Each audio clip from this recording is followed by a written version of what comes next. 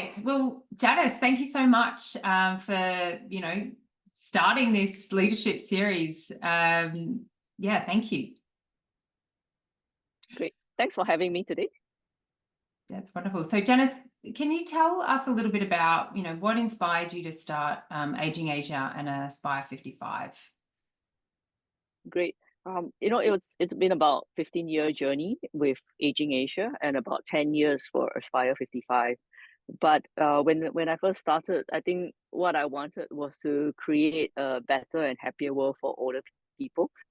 When I first started, what I saw was a lot of emphasis on clinical care and making sure that seniors have the best quality of care. But over the years, I think the conversation has evolved towards a different model where it's more about preventive and it's also more about delivering a good quality of life. It doesn't mean that if we can enable an older person to live longer, they are having a good quality of life. I think the conversation of the future is really about health longevity. Yeah, that's great. And Janice, tell us, you've been a leader in this area for many years now. You've built a team around you that have really lived and breathed your passion for what you do. But share with us what actually care leadership means to you. I think what it means is really looking for people who are passionate about older people, people who have experiences with older people around them. If you're able to care for your family, you are able to be groomed as a care leader. Because sometimes it really starts from putting yourself in the shoes of that older person and being able to relate to them.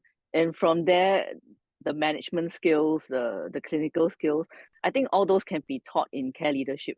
However, the empathy and the ability to relate to an older person, there are some people who are just naturally drawn and able to communicate better with older people. And I think that's what makes a fantastic care leader.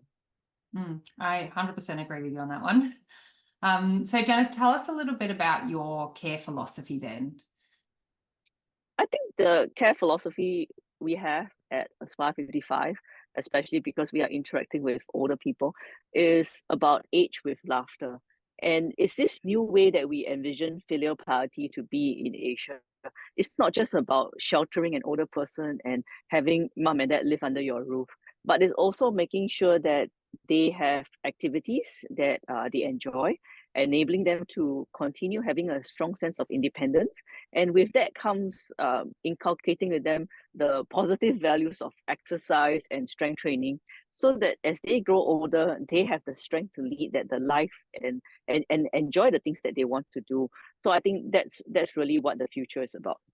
And Janice, you've traveled the world, you've met many older people living across the globe. You must have one story of an elder that sticks out to you, that how you've actually, either you personally or how a provider has improved, their care. So I'd love to hear what sort of is pressing on your mind when I talk about that. I think in the last few months, the travels have really focused on meeting the 100-year-olds during these experiences when I'm visiting the village.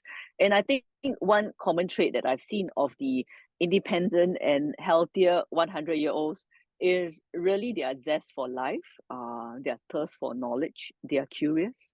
They want to experience. They want to have good conversations.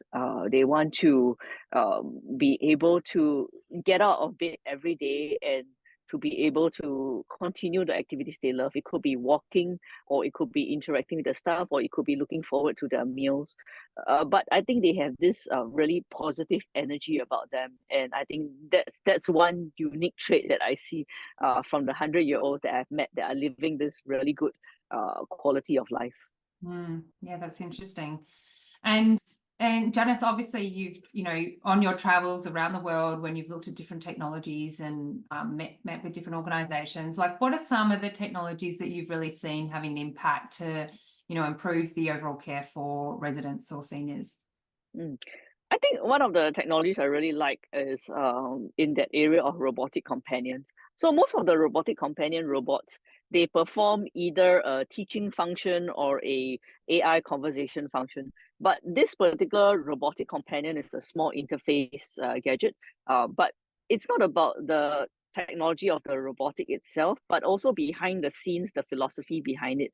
Because somebody who is living in Australia, you could, through the robotic companion, have a conversation with somebody who's living in Singapore, and the person living in Singapore could perform the role as a virtual concierge or assistant, and you are providing a job for the person behind the scenes. So this person having that job could be somebody with severe disabilities or a senior with mobility issues and they cannot get out of bed, but however they can still have a conversation.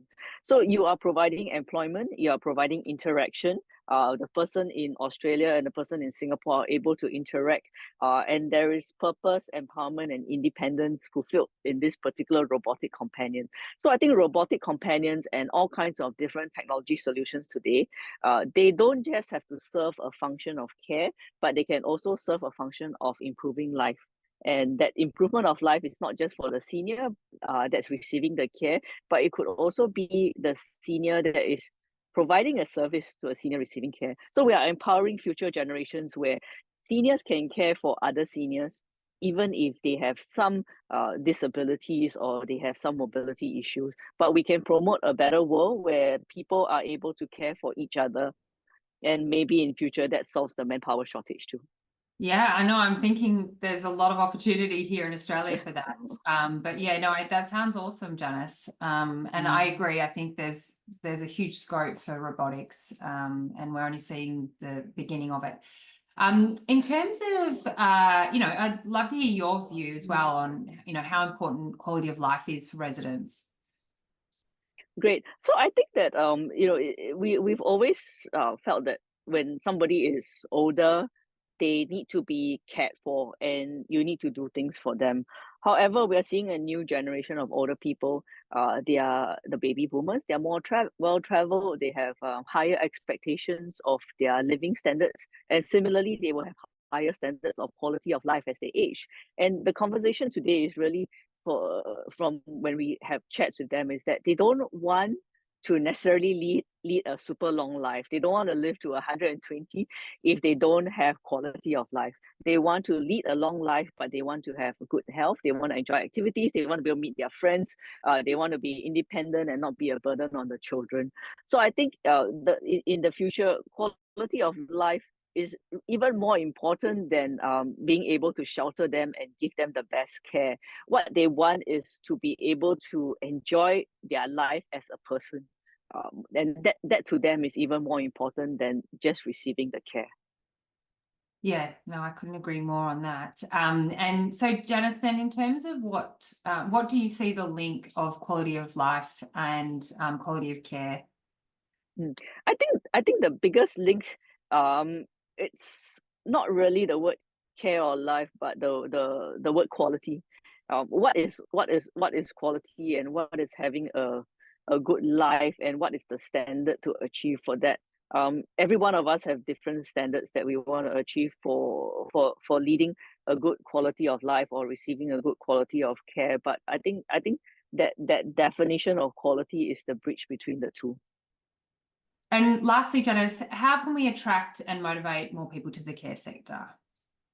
I think we need to attract people outside of traditional care industries, outside of clinical care, outside of physio, outside of medical care, typical functions that we associate with the care sector. So we need to attract people from the business sector to look at the possibility of a care career. Because there are, I think, especially since COVID, more and more people are finding the need to have a greater sense of purpose in their lives. And there's a lot of skills in typical corporate sector careers outside of the care sector.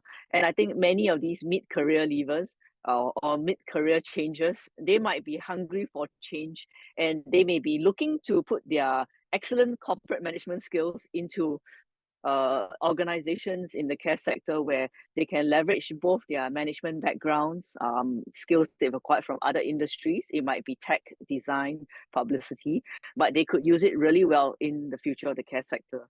Because in the ages from about 40 to 60, you're looking at a population that are also caregivers themselves. So they are looking after their parents, and they are actually seeing the reality of many of these care issues. So I think for the future of the care industry, we need to attract more people to think outside of the care sector. So, and to put them into non-typical roles to look after older people in future.